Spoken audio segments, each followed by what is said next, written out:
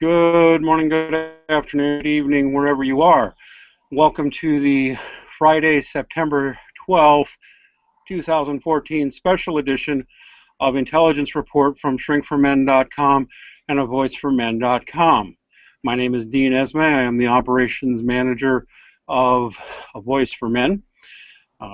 Joining me, as per usual, on Intelligence Report, which we normally do on Mondays, is the sinister master of all that is evil and terrible, Mr. Paul Elam, publisher of A Voice for Men. Please say hi, Paul. Hi, Paul.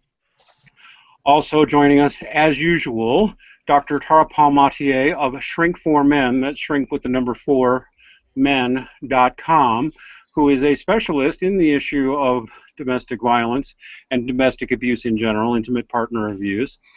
Say hello, Dr. T. Hello, everyone.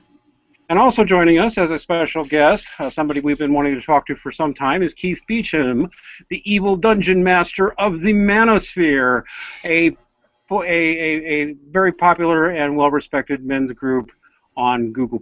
Say hi to everybody, Keith. Happy to be here. Good to see you guys. Okay, so this is a little bit of a break from normal format. We normally only have a trio. However, we've been wanting to get Keith on for some time, and the news about what's been going on with Ray Rice has absolutely caught our attention. For those of you who are new to us at A Voice for Men and Shrink for Men, we talk frequently about the issue of domestic violence from a point of view you're probably not familiar with. Those of you who are regular, of course, will know where we stand.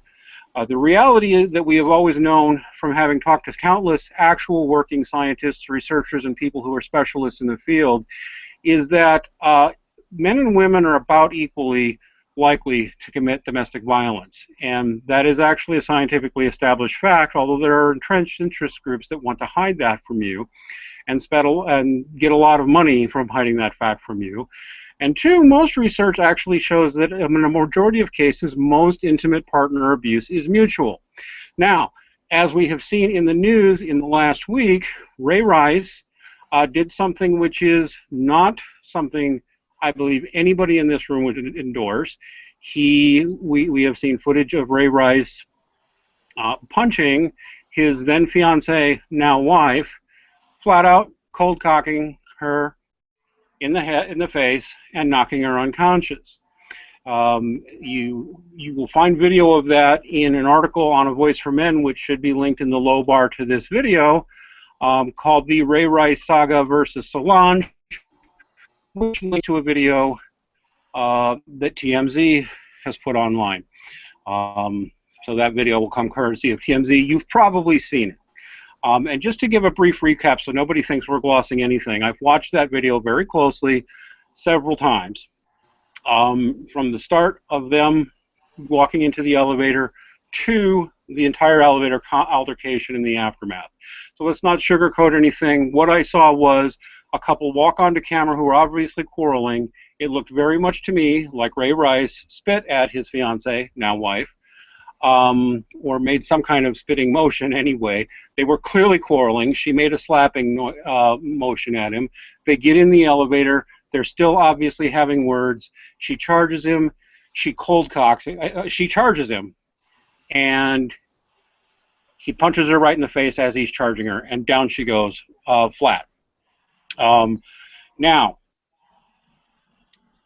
does anybody here think that I've misrepresented anything on that video? Well, there's a possibility. I was just discussing this with Tom Golden, and I haven't gone back to review it yet. And it really, I guess, in terms of the bottom line, it doesn't make a lot of difference. He's contending that he believes that what really knocked her out was hitting the side rail in the elevator when she went down. So I think that needs to be checked out. But everything else that you recounted is pretty much what I saw. Okay, so we are agreed that that's more or less a fair assessment of what happened. Everybody can go look at that video again and make their own decisions about it. Dr. Tara, Dr. T, what is your feeling your analysis of what you saw there. What I saw is what you just mentioned in the introduction about legitimate research on domestic violence, which is, and this is what feminists don't want to be well known, which is why I'm surprised they're having such a DV-gasm over this incident, because it shows what research has shown time and again, which is that in relationships where there is intimate partner violence, more often than not, the violence is bidirectional and the woman initiates. And that is what I saw in the video. The woman assaulted, Janae assaulted Ray Rice, and he put his fist up and she went down. So in my opinion, all that video shows is what we know about domestic violence in which there is mutual violence in the relationship. All right, Keith, I know that you've been following this story more closely than I have. Is it not the case that the fiancée, now Mrs. Rice, hasn't she had several things to say to the popular press about this? Well, I think as recently as yesterday, she posted a comment on her social media, regaling how bad she felt about the search situation and being critical of the media, and the fact that I think her words were it was akin to seeing her best friend die. I think it was something like that. I think the major issue here is making something that was, I'm not going to say it's commonplace, but I think they're taking an isolated incident, a very unfortunate incident between these two, and they're making it representative of something bigger. Ray Rice doesn't represent every man, or he's not representative of domestic violence as a whole. This is an incident, an unfortunate incident, that people have felt the need to glom their own political and social movement on. All right, that's a fair assessment, and I found it interesting. I mentioned I'll put this in the show link somewhere. There were a number of fans, including, it really shouldn't matter in my opinion, but it does, including a number of female fans who were very much on Ray Rice's side, which I don't know how much mainstream coverage that's gotten, including women, including at least one outspoken woman who said she was in a violent relationship herself and she doesn't think this man should be destroyed. And that's where I think we get to the meat of what a lot of us see here. It appears that in certain people's eyes it is necessary to destroy this man and his career. Oh, and by the way, he has a wife and child now, so apparently he and they need to be destroyed, as apparently does the NFL commissioner for some reason. Don't they, Paul? Yeah, I got to say that I would put this in, not that it's any surprise to anybody that I might use stronger terms for this, but I view this whole thing as a lynching. I think the same thing happened to Chris Brown. I think the same thing happened here years ago in Houston to Warren Moon in a domestic situation. And I think what we saw in that elevator was representative of most domestic violence. You had a woman initiating violence. You had a man react to it. You had a woman that got the worst end of the deal. And while when you started out, you said you didn't think anybody would endorse what Ray Rice did. I certainly agree. I can't endorse what either one of these people did, but I won't condemn Ray Rice either. Nope. There's a lot of things that are not getting mentioned in this deal. That the media is just. And I went into the Ray Rice hashtag, and the amount of white knighting in that would just made me want to grab a bucket.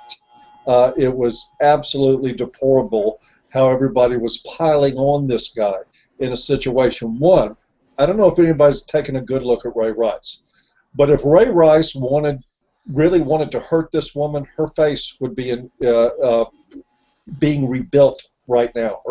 Her jaw would be wired shut.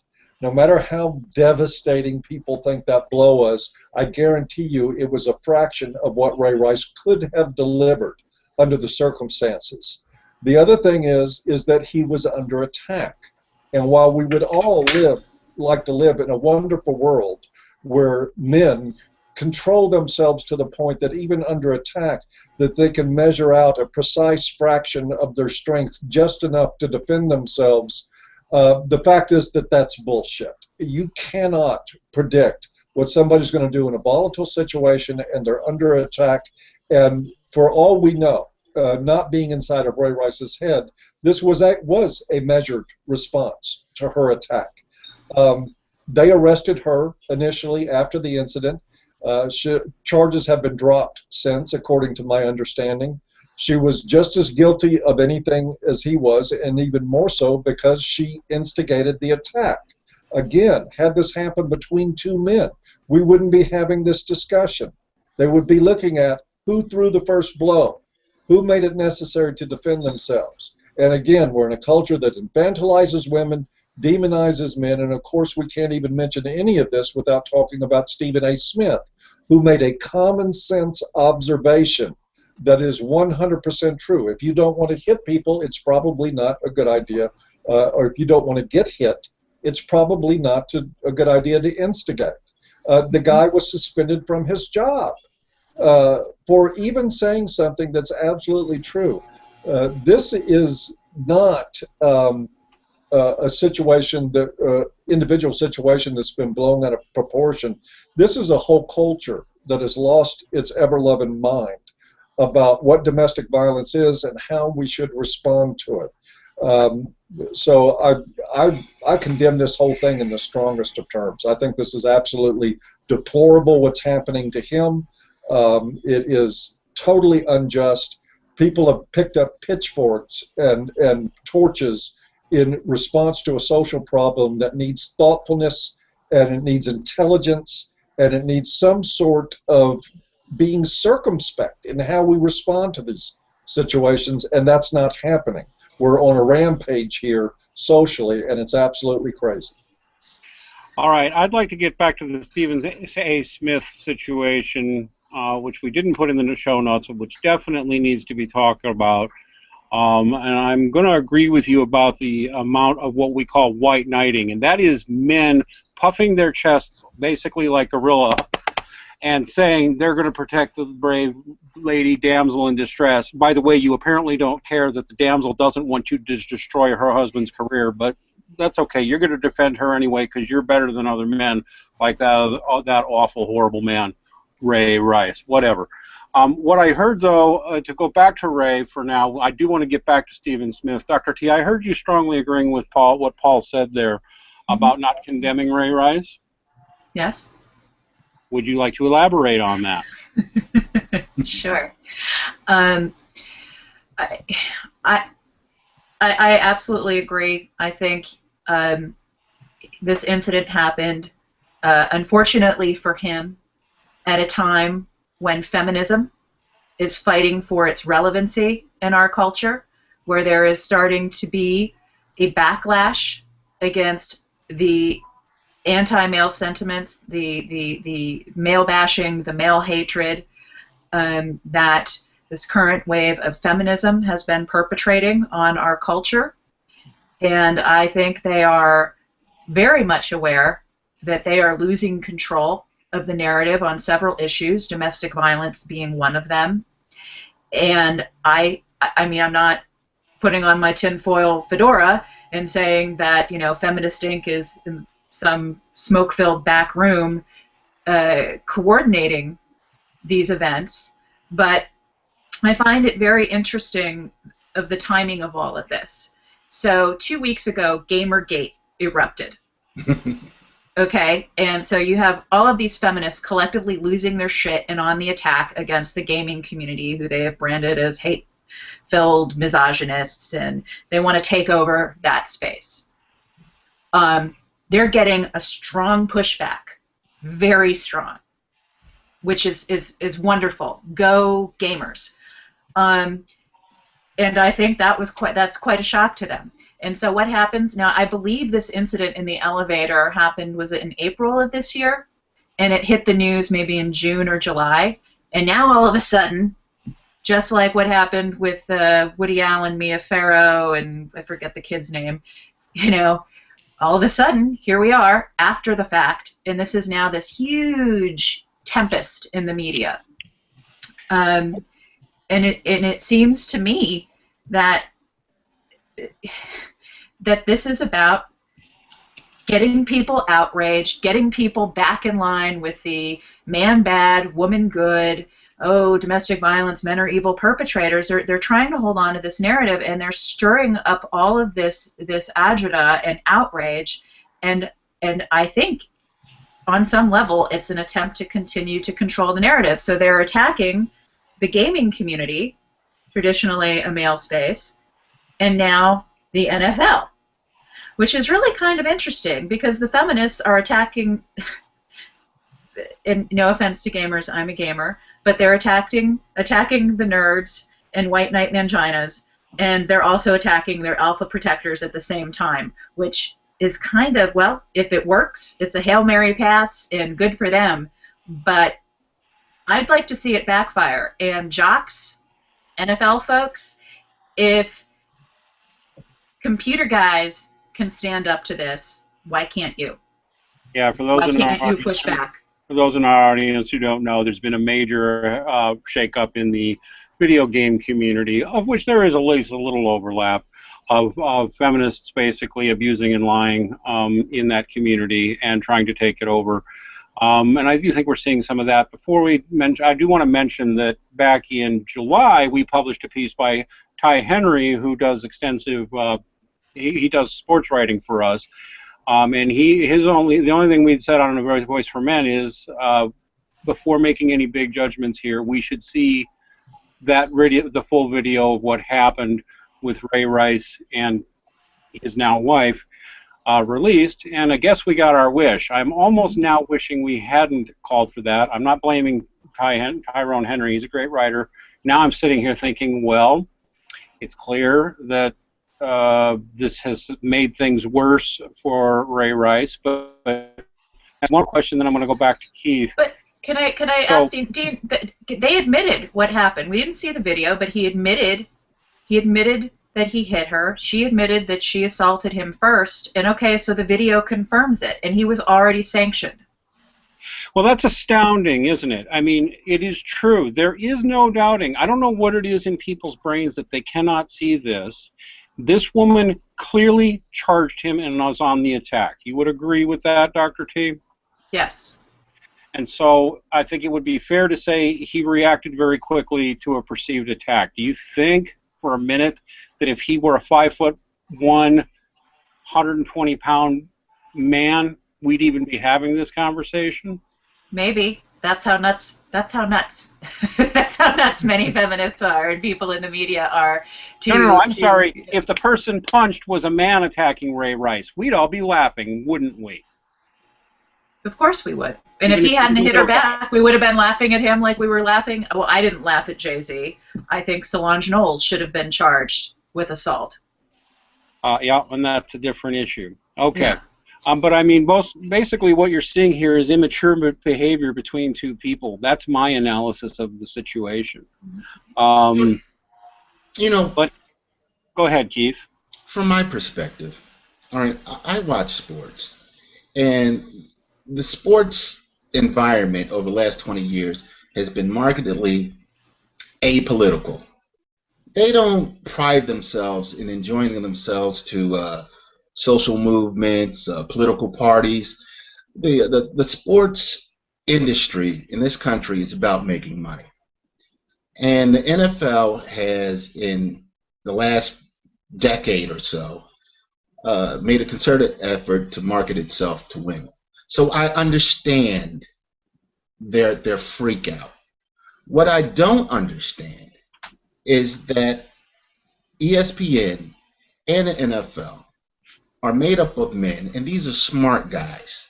All right, these are smart guys who have seen these incidents time and time again, and the leagues have handled it. The teams have handled it. We had a pitcher here in Philadelphia several years ago that slapped his wife on South Street and knocked her to the ground. The teams handled it. There was some uproar, there was some sanction, and then it was over, and we went back to playing baseball. What I'm having a hard time with is trying to make Ray Rice into the poster boy for domestic abuse. This is my problem. I understand that our society doesn't want to perpetuate these things. We want to get ahead of this. We don't want this to be a trend. But this is overboard. This is over, and it's gotten to the point where people who want to add nuance, where people who want to slow down and consider the facts, are being shouted down. Stephen A. Smith, like you said, was suspended, and all he tried to do was add nuance and context to the situation. I think the NFL. I said to myself I wasn't going to editorialize too much, but I can't stop myself. What Stephen A. Smith got suspended for saying was absolutely 100% inarguably correct. No, he was correct, but he was politically incorrect. But there has to be room for that in this country, doesn't there? Even within the sports context. And moving back, I don't understand. I have a hard time understanding how Whoopi Goldberg, who's on a ABC or on a show in the middle of the day that markets itself to women, could say out loud and unapologetically that if a woman doesn't want to be hit, she shouldn't be hitting anybody. Here's the problem. But Stephen A. Smith can't. Is that when you're marketing to women in this culture, and this is not a statement about women, but it is a statement about this culture and the men and women that are in it, is that when you want to market with women, it means changing the rules. It means that everything must change, that whatever traditions that you've had, like if you've been traditionally apolitical, I've sat back and been frustrated at and sometimes been, I would piss off some sports fans by calling them some dumb fucks because there's been a Super Bowl Sunday myth perpetuated every Super Bowl for 25 years based on a lie, and sports fans say nothing, and they trump up child sex trafficking around professional sports in a way that's dishonest. Sports fans and the teams and the NFL Commission say nothing about this. They generally stay away from that, and at least from a marketing standpoint, I understand that. But what's going to happen now is the same thing. The NFL is going to do the same thing that every other organization that wants to market to women does. They will change the rules. The next Stephen A. Smith will be fired instead of being suspended. Anybody will get to a point that when professional athletes are just accused of doing something without it being proven, and we do happen to know that professional athletes are pretty good targets for false accusations. There's financial benefit in it. And pregnancy entrapment. Yes, and so in marketing to women, they're going to become political. Despite being apolitical for all these years and staying away from social movements, the NFL and every other major sports franchise is going to start getting down on their knees and kissing feminist ass in order to market to women. And I've got a problem with that. I do. I've got a real problem with that. It makes me, I don't have respect for the commissioner right now. I don't think Ray Rice should have been fired at all. Nobody is standing up to this bullying, and they're not in the media. They're not even acknowledging the fact that Ray Rice was under attack. We're starting to send the message now. Not only can you never ever hit a woman, and Dr. T said this earlier, Now it's you can never hit a woman back. You cannot even defend yourself, and if you do, you're the bad guy. And the NFL is going to put a fucking stamp on that and send it out to all the people that their players are role modeling for. I think it's a tragedy. And it's bullshit. And you know What what? do you want to say, Keith? The commissioner's shown a stunning lack of leadership this week. The notion that he didn't know what happened, whether he saw the footage or not, Ray Rice admitted to what happened. He had the police report. The police report is public. All right, and the NFL has a security a component that follows its players if need be to keep them out of trouble and to investigate them. So I know he knew the whole story. My problem is he sent down a sanction, a punishment, and he didn't have the leadership. I'm not going to say skill. He didn't have the fortitude to stand by his decision. I don't understand that. You know, I'll be honest with you. A 2-game suspension does not seem out of line to say, "Hey, you're giving us a bad image here." And you get your shit together. You and your wife, you need to get your shit together. You're acting like children, because I'm going to repeat that. The two of them were acting like children, and I hope they've done some growing up and maybe gotten some counseling for it. And he was right to do that. But then you turn around to the public and say, "I've made my decision, and we're going to move on." And you don't respond to every Tom, Dick, and Harry with their complaints, because I guarantee you, Raven Stadium would have been a sellout either way. That's right. So it's unnecessary. And once you get into the point where you're responding to everybody, you have nothing. You have nothing. You'll destroy the league. You can't respond to everyone. You can't make everybody happy. I might actually have to do something bizarre, and this will change the subject a little, and somewhat agree with the National Organization for Women when they called for Goodell's resignation, Roger Goodell, the NFL commissioner, but not for the reason Now says, but because apparently Roger Goodell has not got the leadership skill to say exactly what Keith just said. I made my decision. The sanction has been given. It's over. Move on. That's what he should be doing, in my opinion. Dr. T, you had something you wanted to say? You know, what I see happening is it's similar to the whole rape culture, hysteria, victim blaming nonsense that feminists like to go on and on about. When Stephen Smith said, you know, ladies, and Whoopi and Stephen both, Whoopi said this in defense of Stephen Smith, which is, ladies, if you don't want to get hit, keep your damn hands to yourself. You can't count that every man has been indoctrinated into chivalry, and sometimes guys are just going to react, even if they're not batterers. Somebody's coming at you, you put up your hand to ward them off, you might sustain an injury. But to me, this is no different than the rape culture hysterics, who, when their idea of educating rape prevention is tell men not to rape, instead of teaching young women how to make safety choices for themselves. Go out in groups. Don't get blackout drunk. Don't go into bad neighborhoods. Don't accept a ride from someone you don't know, because that they consider victim blaming. And now what I see them saying is that a woman should be able to hit a man with impunity and without fear of any repercussions.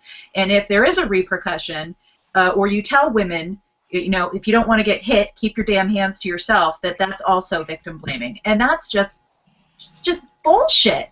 It's bullshit. And maybe that's politically incorrect to say so, but I mean, why is it so many people can't see that? This is crazy. It does seem to be that the consensus of the White Knight Brigade is that a woman pretty much gets to do whatever she wants to a man, hit him, spit on him. I mean, actually, in this case, again, I'm acknowledging mutuality here, so it's not like I'm putting it all on Mrs. Rice. But I must say, again, it appears to be the feminist position or the White Knight position. And by white knights, we mean you men who are sitting there pretending you're protecting this poor damsel. This was a mutual thing. It seems like the position is a woman can do anything. Hey, what if she pulled a knife on him? Would it have been okay for him to punch her then? How about if she'd whipped out a gun? Would it have been okay for that? At what point are you people who are saying that this is completely unacceptable and this man must be destroyed, must be lynched, which is essentially what's happening to him in the media? At what point will you draw a line and say, okay, a pop like that was justified? I think some of you guys would just never. I mean, maybe if she just plunged a knife into his chest, well, he must have done something to deserve it. That seems to be the attitude people have. All right, I went off on a rant there again. I want to go back to something. We've been talking about Stephen A. Smith, and this is where I'm going to give Paul Elam some pushback. Mr. Elam, sir, I challenge you. You're talking about how this is supposedly marketing toward women, yet we have seen female fans of the Ravens, even females who have been victims of domestic abuse come to Ray Rice's defense. We have seen Whoopi Goldberg say one of the most common sense anything ever could say, which is, if you don't want to be hit, don't hit. That's why I don't go around slapping people. So we have her. Now at the moment I'm looking at a piece on Deadspin by a man named Greg Howard, who's accusing, okay, to go back to Stephen A. Smith, Stephen A. Smith recently had a rant about this and about now going after Roger Goodall, and Stephen A. Smith had an angry rant about it, and here is this guy, Greg Howard, who is saying Stephen Smith has had a meltdown and is in denial over the fact that the NFL has a domestic violence problem. This is a man saying this, and when I look at the number of men who are busy condemning Ray Rice as if he is fucking Charles Manson or something, is this really marketing to women, Paul? It absolutely is, and I'll tell you why. Because marketing to women works for white knights. This is marketing to women. Now, sure, there were women that defended Ray Rice. We have Janet Bloomfield, and we have Dr. T. But the mainstay of society is all about the pussy pass. It is. I mean, we just got to be real about that. And if you offend what is perceived to be the mainstream sensibilities of women, this is why we have commercial advertising where men are portrayed as dumb idiots and women are the erudite, enlightened gurus that come along and tell them which pain reliever to take because men are too stupid to figure it out on their own. But that is marketing to women. The whole idea is that women are in control of most of the expendable income. They are the ones that make the financial decisions, and so they are the consumers that must be appealed to. You can't sell anything. I guarantee you, if somebody from Chevrolet came out and said, I don't think Ray Rice should have been fired, they'd be fired. They would be gone from that organization. And that is because of female consumers. They control the purse strings, and so those are the targets of the advertising. The fact that a bunch of white knights jump in on the act is only reinforcement for doing it. It's a no-lose. Goodell can offer Ray Rice as a sacrificial lamb and get all the bad attention off of him, hopefully by firing him, which is what he's done. He's just basically sacrificed the guy because he knew the feminists were coming. Wait a minute, isn't it the Ravens organization that let Ray Rice go, not the NFL commissioner? No, the Ravens organization let him go first, and then the commissioner gave him an indefinite suspension, which should only be for 6 games because that's the new penalty. But let me push back on Paul for a second. I think you're right that white knighting works for marketing to women. But and here in Philadelphia, we have a very strong sports radio culture. And in this town, sports radio sponsors are everything from cheesesteak purveyors to strip clubs.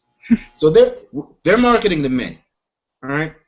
And besides, I think one guy I've heard who offered a nuanced and more considered response, which is strange because he's a transplant from the South and nobody likes him. But he definitely said something interesting yesterday.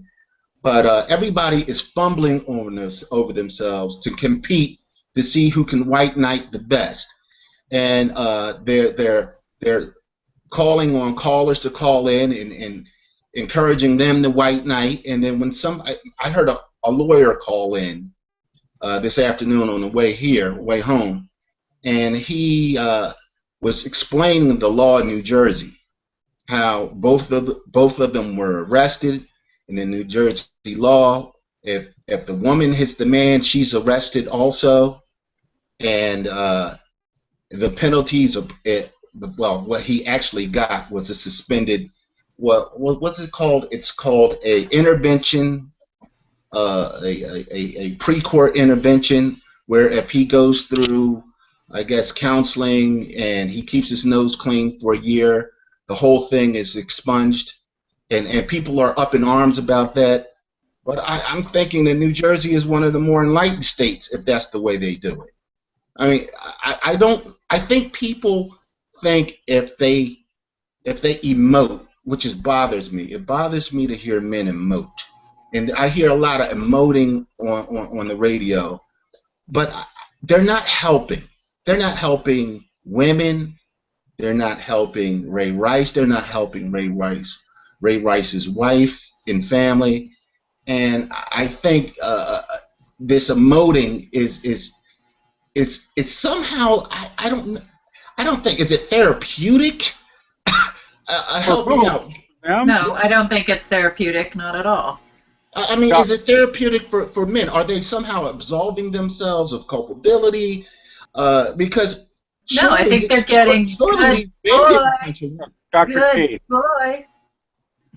Yeah, no, I don't think this is therapeutic. I don't see how this is helping anybody. Even the guys who are chest beating and it's not cathartic. It's simply just posturing and standing up and beating your chest, and proving that it's outrage porn. Outrage porn. It's outrage porn. Yeah. And they're getting to thump their chests and look, you're a good man. You're one of those good man guys. Yeah. And I would think that what they're really being is men who will not treat women like adults. Would you agree, Dr. T? I agree 100%, and I think they are approval-seeking lapdogs. So you might think you're being brave and strong for women, but really you're denying them of agency, responsibility, and accountability, and infantilizing them. All for some pats on the head. Make yourself feel better about yourself. Keith, I heard you start to say something. No, I was saying the reason I say therapeutic because it seems to be a gathering. Men, if you listen to the radio like I do, they're passionate about this. Like a man should never hit a woman like that, and unless she's coming at you with a crowbar. And I'm just like, no, I've had my experience with violently aggressive women, and I can't help but do these people have sisters? Do they have they had multiple relationships? I just find this is overboard. This is overboard on the callers. It's overboard on the radio host, the television host, and I'm trying to get my head wrapped around it. Like, what does it mean? Paul says it's marketing to women, but not in this case. They're marketing to men, and these men are lapping it up. And I understand that the host, they see they're lapping it up, so they'll give them more. Radio is a business. I understand, but this is touching a nerve, and I'm not really understanding why. I have my own theory, and I bet you I'll get some support for my theory. These white knighting men, and by the way, for anybody new to what we do around here, the term white knight is not referring to race. It's the urge men have to be the brave man on a horse and the protector, and I will protect you, lady. Doesn't matter what you did, lady, because you're a lady, so I'm going to protect you. I have a theory that culturally we spend so much time shaming men, particularly young men, that men have feel a need to prove that they are so-called good men. And the way of getting around that is to beat up on whoever they perceive to be the bad man. And that's how they prove they are the good men. That would be my theory. Anybody got a thought on that? I think it plays a role in it, Dean. I certainly do. I think that the internalized shame that men have been spoon-fed for 50 years about being historical oppressors and all that stuff probably plays a role in it. But I also think that a lot of this is just an innate instinctive reaction in men.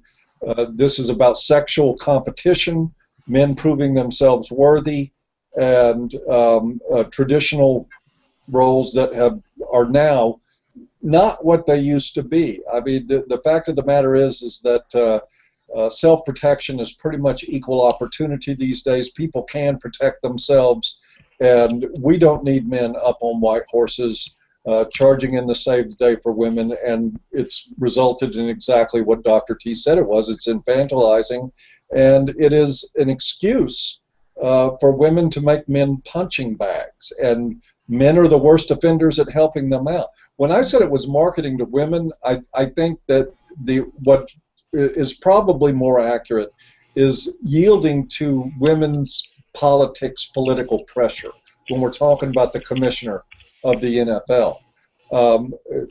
When you talked about radio stations in Philadelphia advertising stripper bars, and that certainly is marketing to men, but I tell you what, if a women's group in Philadelphia went after a radio station for running those ads, I can just about guarantee you that they would quit running it, because that's how powerful women's political pressure is in this country. Right now, I think that decision to go indefinite on the suspension was, again, we've already said, they had police statements. They knew what happened. Nothing was revealed in this video.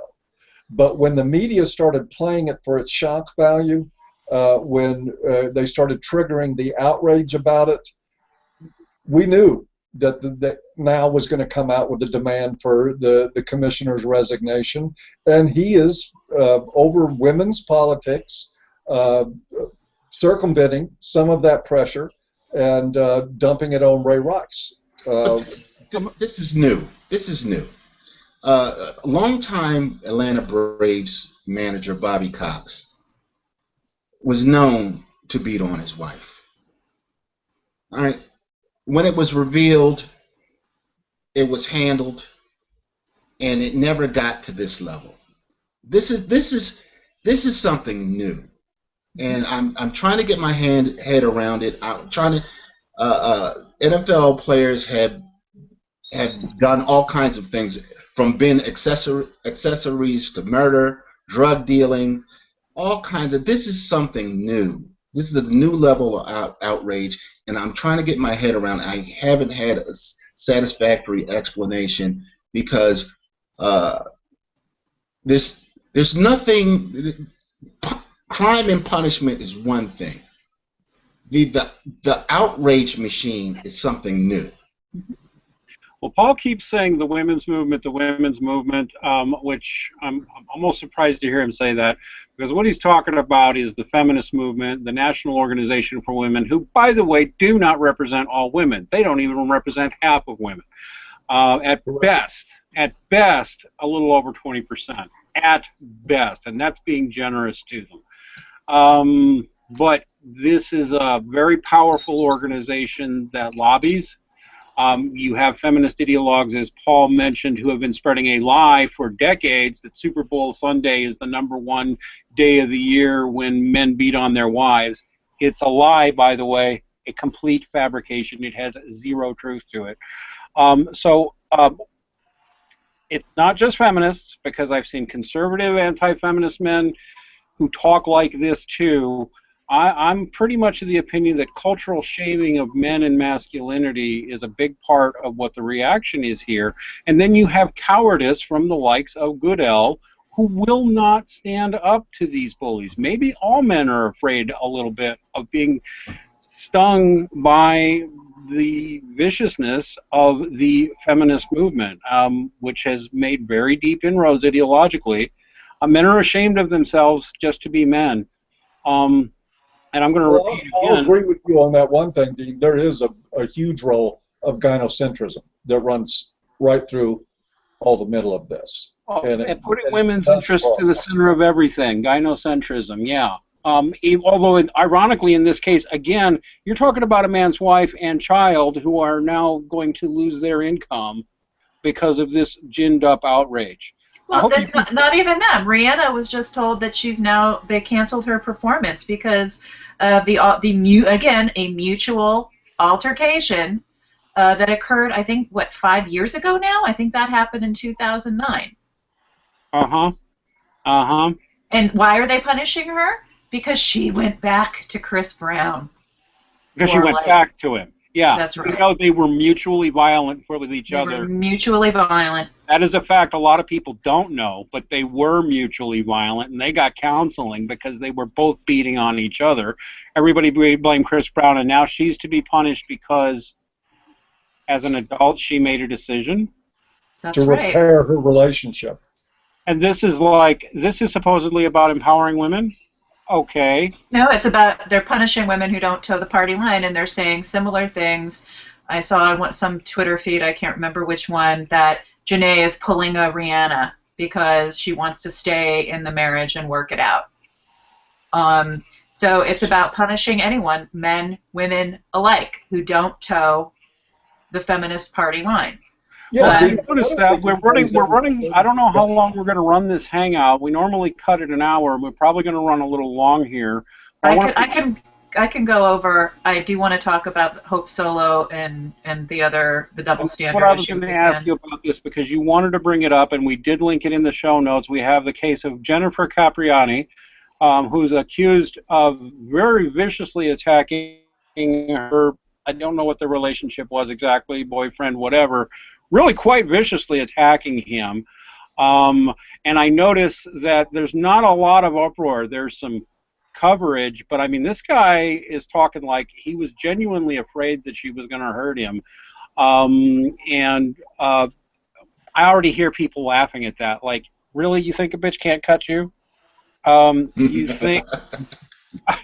think you can't get wailed on by a woman and not know what to do?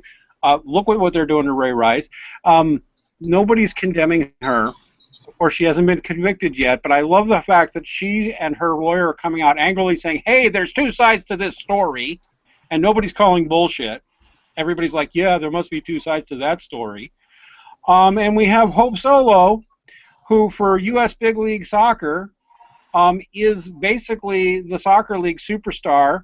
She's facing 2 charges of domestic violence. And they are still using the U.S. Women's Soccer League is holding her up as their superstar. Neither were suspended. And what was the argument? In one article I read, I believe it was Kathy or Christine Brennan in USA Today, the American National Soccer League, whatever it's called. I'm not a sports follower.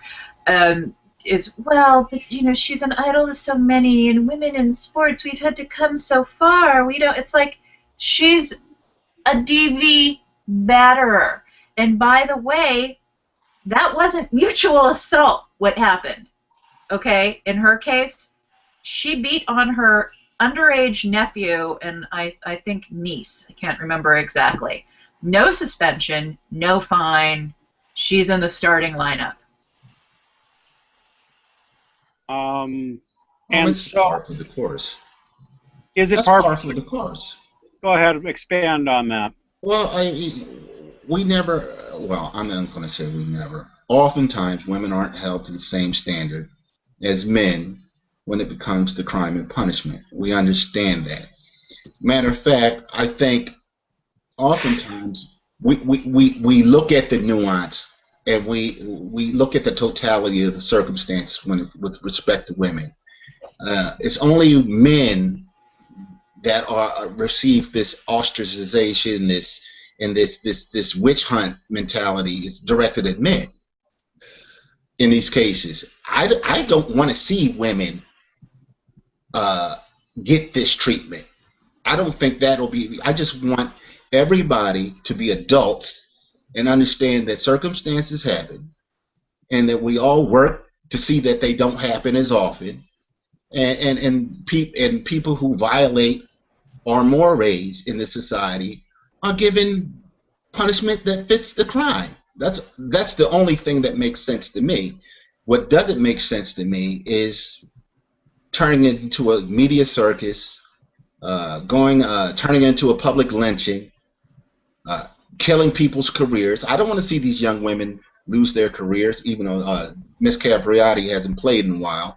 But I don't want to see the soccer player lose her career. I just want equal treatment. I want women to be treated like adults, and I want men to be treated like people. Yeah, there you go. I don't think anybody here disagrees with that. Does anybody? No, I totally agree. The point is for me, getting public movements, social movements, stuff like that out of people's personal lives, and handling problems for what they are. The whole deal that now we have top-level decisions being made based on other than what has happened and what needs to happen is pretty crazy. And I don't want to see people's careers ended either. I don't think the way to respond to this is to say that now we need to have a quota of destroying women's careers when they start acting this way. What we need to do is to not destroy people's careers, their livelihood, their ways of making income for the sake of satisfying social movements and their desires. Don't politicize people's personal problems. Handle them either criminally or civilly, but don't turn them into politics. It's just absolutely unfair to both the victims and the perpetrators, no matter what the circumstances are. All right, Dr. T, I'm going to give you a little pushback because you wanted to bring up the examples of Jennifer Capriati and Hope Solo. In both cases, I would point out that unlike, I'm going to play devil's advocate, but it is factually true, that in neither woman's case have they been convicted of anything as of yet, so far as I can see. So why are we discussing it this way, do you think? Well, Ray Rice hasn't been convicted of anything either. Both of those women committed domestic violence assault, and there was some mention in the press, not a lot. You didn't see the outrage meter going when Hope Solo gets to play. Actually,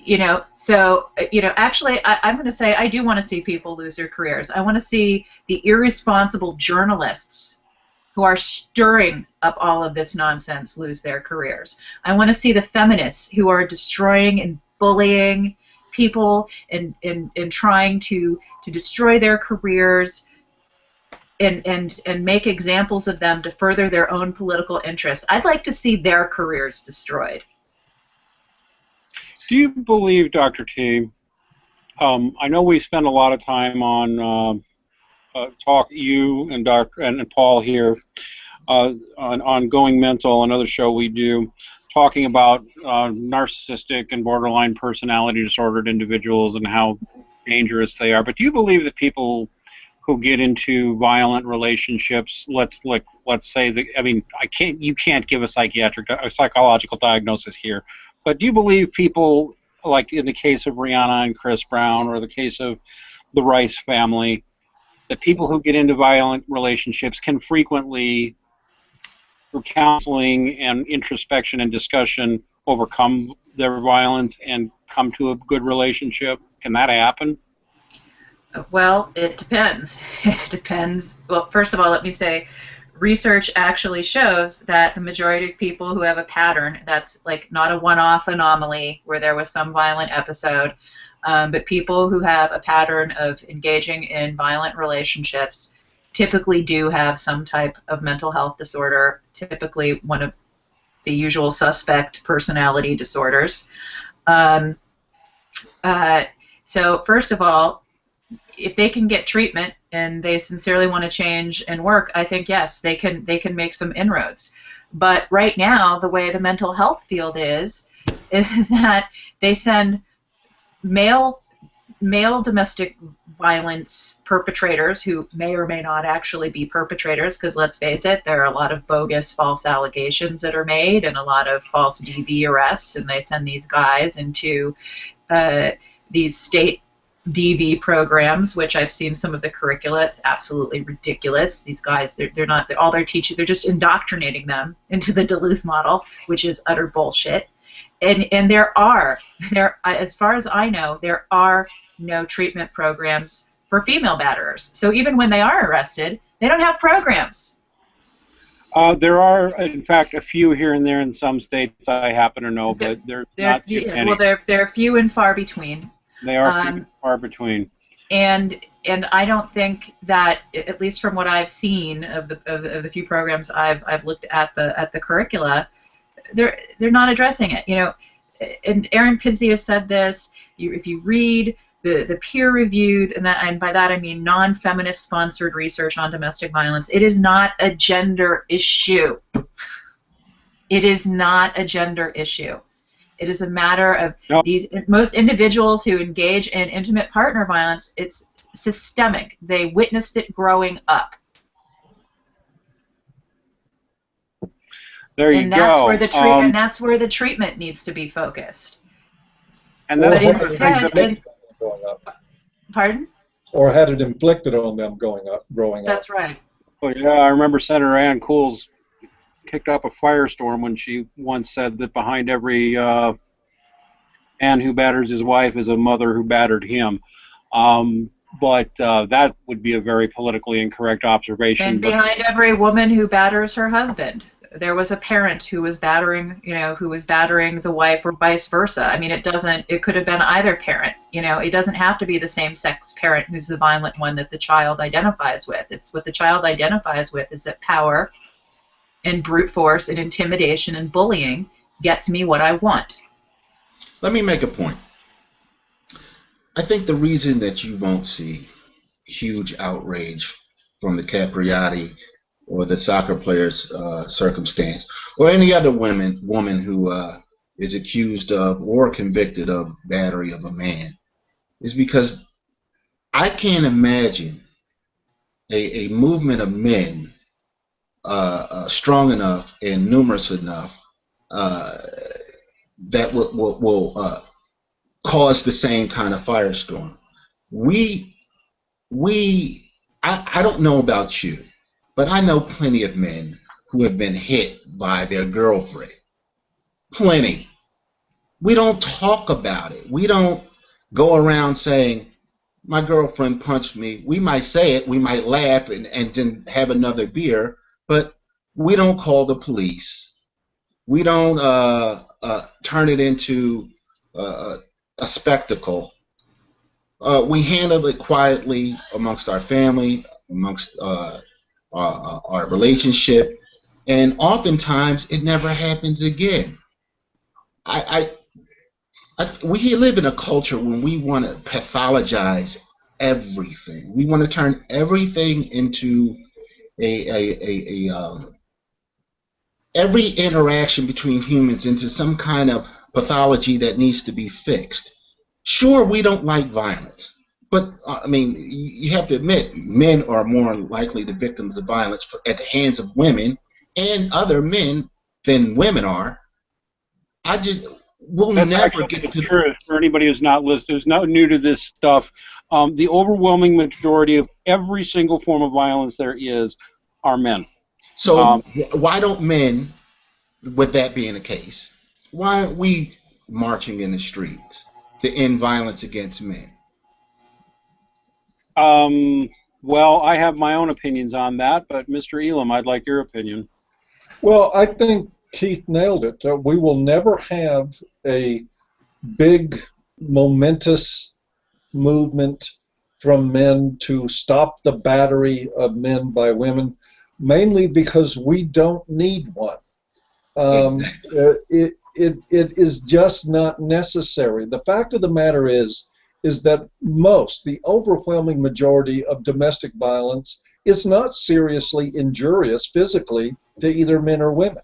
If we look at the whole spectrum of domestic violence, where it gets into problems, for the most part, I think the worst thing that comes out of it in most cases is that violence is modeled for children to later emulate and to later consider it a problem-solving skill. It is not a problem of people beating each other into comas every day across the board. It just isn't.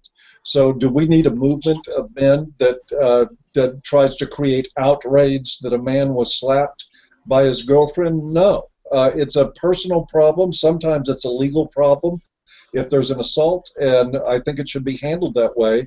But to me, the more important factor here, again, and I'll go back to it again, is the gynocentrism.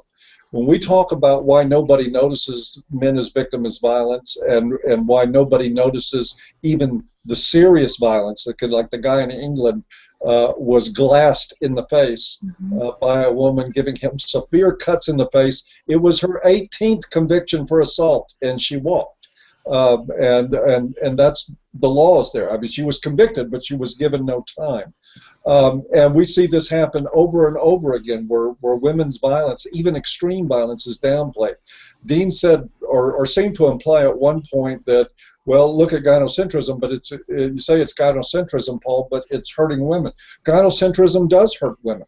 Gynocentrism is not a path that human beings are on that is really looking at protecting women.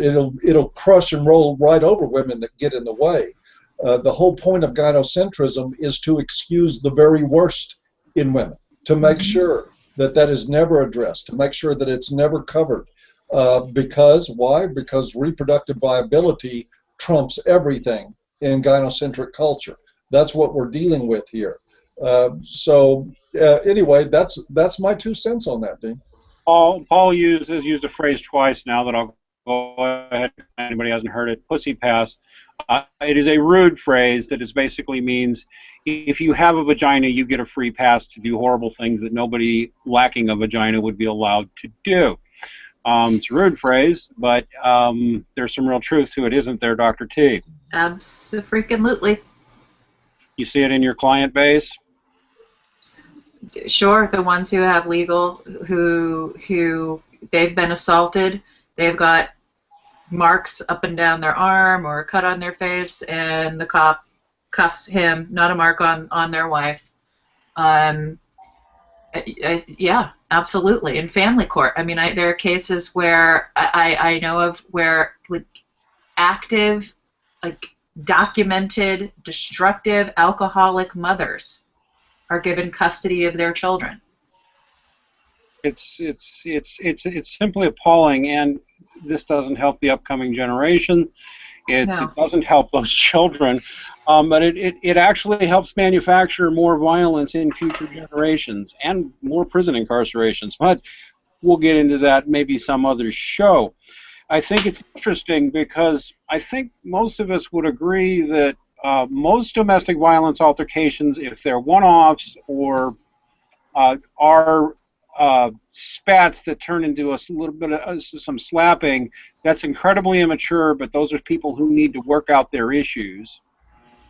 I find it interesting that Keith said that, and not to put you on the defensive, Keith, because you're mostly right, that New Jersey seems rather enlightened because Ray Rice wasn't convicted, or he more or less was, but if he did counseling to get over anger issues and such like that, the matter would be expunged and forgotten, and that would be the end of it. And I would say there's something enlightened about that, but I think there's something further that's needed there. Ironically, I note the person who started the attack in that elevator, who was it? Well, the reason I say they were Mrs. Rice, and Mrs. Rice was the one who was an attacker, and isn't it ironic? She did not get told to go in. They were both arrested. Okay, they were both arrested, but they were both she, arrested. The she charges did were anything. the charges were dropped against her. But I mean, that goes to us. The charges are dropped against her for the same reason Tiger Woods never brought charges up on Elin, because we protect women. We protect women at all cost. At cost Even to from the us. consequences of their own actions. And look, I'm guilty of it myself. I got to be honest with you. I'm guilty of it myself. So I understand that. Nobody wants to put their, in that circumstance, wants to put their wife in jeopardy. I understand that. And it may not be fair, but it's the way it is. But I think we have to get to the point where we begin to treat women like adults. And I think this gynocentric attitude keeps them in the child care category. I actually agree with you, and I was going to say an enlightened attitude over a one-off incident, a first known incident, to me should be, do you really want to get the courts involved? Okay, this was serious enough, somebody had to go to the hospital, the courts are going to be involved. But I would think the truly enlightened thing would have been, you know what, you both are going into, for the judge to say, you both are going into counseling, and I'll see you again in 6 months, and if what I hear is good, we'll drop the matter. Well, New Jersey may be enlightened when it comes to DV issues, but I'll tell you one thing, don't fucking get divorced in that state. Chris Christie just signed a bill ending lifetime alimony.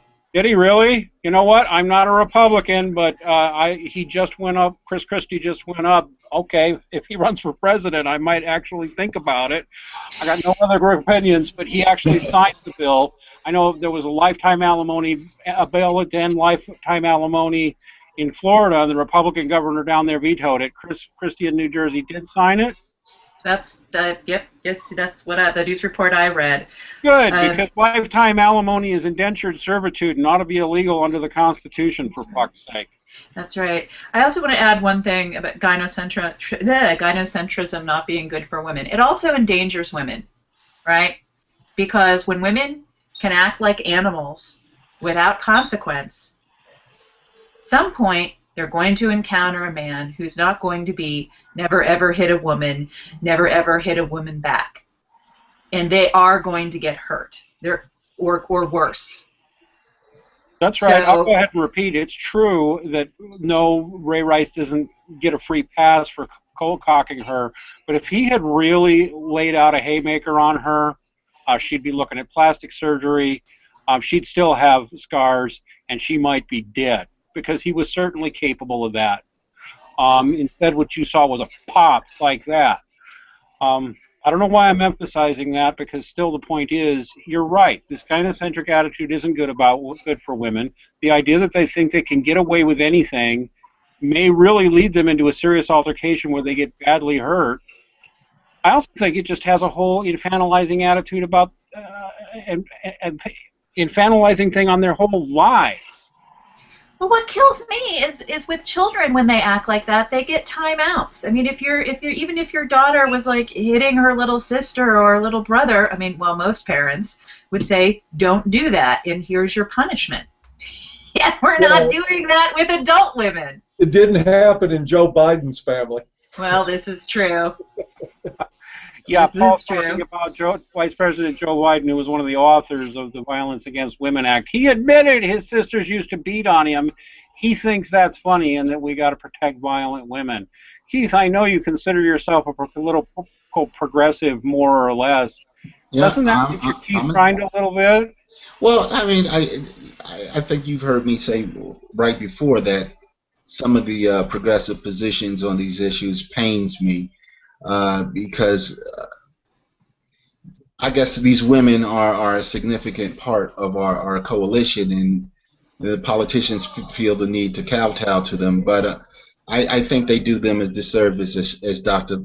Tara said. I think if equality is to be reached, we're going to have to begin to treat women like adults, and adult behavior is in adult responsibilities, and the sanctions that adults receive for violating our norms should be equal across the board, and too often it's not. And there's too many in my party, my end of the political spectrum that who haven't seen the justice in that. It's actually betraying, is it not? I'll just go ahead and say it, the liberal progressive claim that it's all about equality. Well, if it's about equality, why aren't you treating women like adults and holding them accountable for their actions?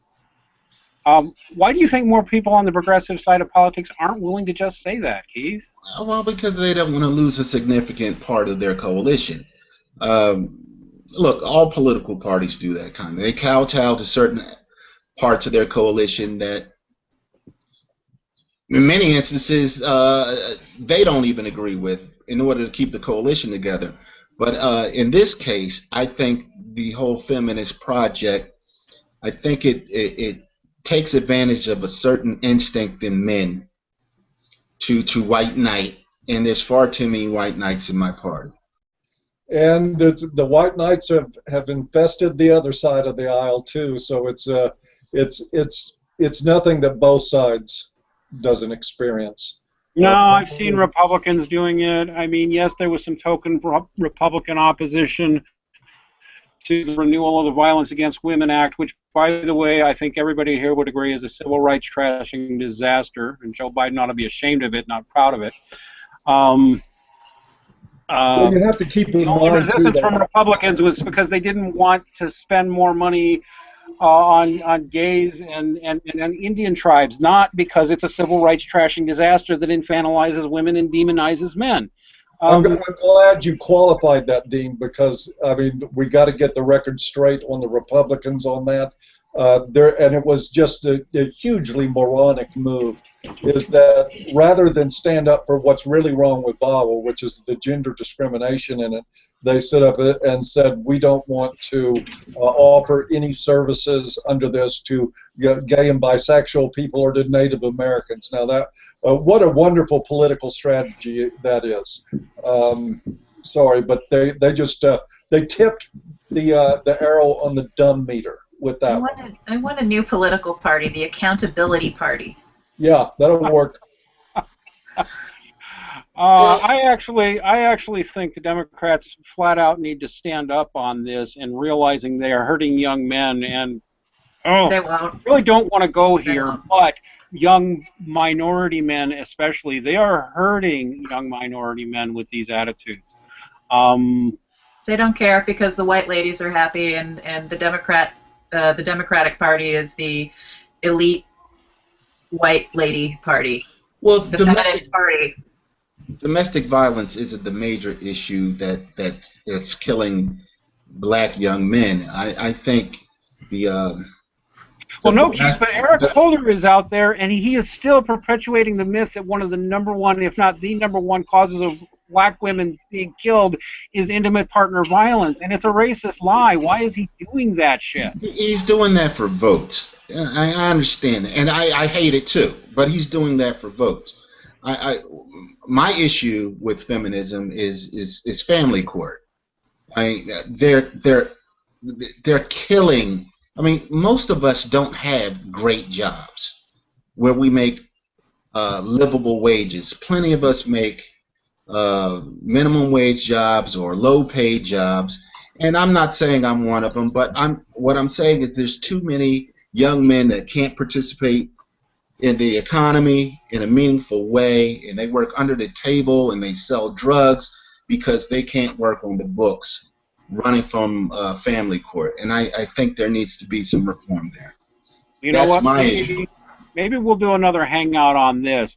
I think we've been going long enough and we should start wrapping this up, so I'd like to do the traditional final thoughts. I actually don't have any myself except to say and repeat what I think we all agree on. What we're really seeing in this Ray Rice case, we keep calling it the Ray Rice case. Let's call it the Rice's case, Mr. and Mrs. Rice case. The Rice Cakes. The Rice Cakes. Is an unwillingness by society as a whole to hold the woman as accountable as a man for her actions. Mr. Elam, Paul, do you have any final thoughts? Well, just to say that, one, I would like to do a follow-up on that, and I would like to invite Keith maybe to come back and join us for that if he's willing. But I'll just echo your sentiments. We need an accountability party in this country, and we need accountable policy. And now all we're doing is just governing people's intimate lives with political strategy. Keith just said that they did that for politics. Yeah, they do it for politics. The same reason that the so-called research results is still up on the Department of Justice website, naming domestic violence is the #1 cause of death for African American women between 15 and 44 years old. And this is absolutely demonizing black men. What does that say about black men? And how bad do we want votes? That we want to label black men as the #1 cause of death of black women when it just ain't so. This stuff does need to change, and I'd like to follow up and talk more about this on another hangout. I think we will do that. Dr. T, do you have any closing thoughts? Yes, not long ones, but NFL fans, if you're disgusted with what's going on, I know there are a lot of vocal people who claim to be NFL fans out there calling for Ray Rice's head on a stick. But if you haven't completely lost your mind, if you think this guy is caught up in some political maelstrom that has nothing to do with what actually happened, but to advance a political agenda of a corrupt party, namely the feminist movement, then take a lesson from the gamers in Gamergate and push back. Be the voice of reason. And tell these agenda-driven ideological thugs to stay the fuck out of your game and shut the fuck up and take their pink ribbons with them. Could you be a little more clear about that, Dr. T? Tell us how you really feel. All right. By the way, I'm not Beacham, slamming breast cancer victims, but when I saw like NFL players who, wearing little pink ribbons, I forget what month it was. Can they focus on prostate cancer? Maybe it's just like, ugh. Anyway. Actually, I believe they're doing something on that now. But anyway, Mr. Beacham, do you have any final thoughts for us? I'd like to echo Paul. We've entered into a culture where people's personal lives are co-opted into other folks' political agendas, and it's unfortunate. That statistic, by the way, about black women being victims of domestic abuse or murder at the hands of their partners, I think that statistic is meant to gain the votes of white women and not necessarily bash black men. But, I think, unfortunately, my party would rather get white women's votes than black men's votes at this time. I think they take us for granted, so it's easier to throw us under the bus. I understand that. But, again, I'd like to change the culture in that respect for everybody, for right, left, across the board. Every personal foible, every incident that happens between interfamily dispute doesn't have to turn into a political debate. I think we need to handle these things more like adults. I tend to agree. I said I wasn't going to say anything more, but I am going to add one parting shot, which is Stephen A. Smith, please stay strong and keep doing what you're doing and saying what you're saying. It's important. You're right. They're wrong. Okay, everybody. If you want to find more of Keith Beacham, you go into Google Groups and look for the Google group Manosphere, Manosphere. They talk about a lot of guy stuff in there. It's not men's rights per se or anti-feminism per se. The guys, well, they do get into those issues. It's a fun group. I'm in there myself, not every day, but always interesting stuff. Manosphere within Google+.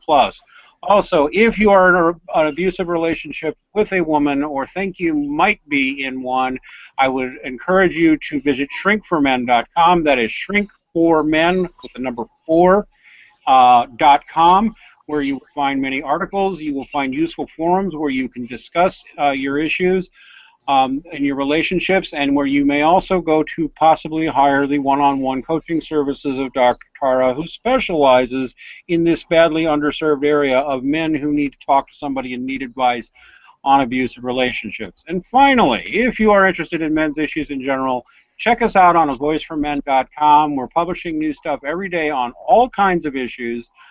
And otherwise, we'll see you all on Monday.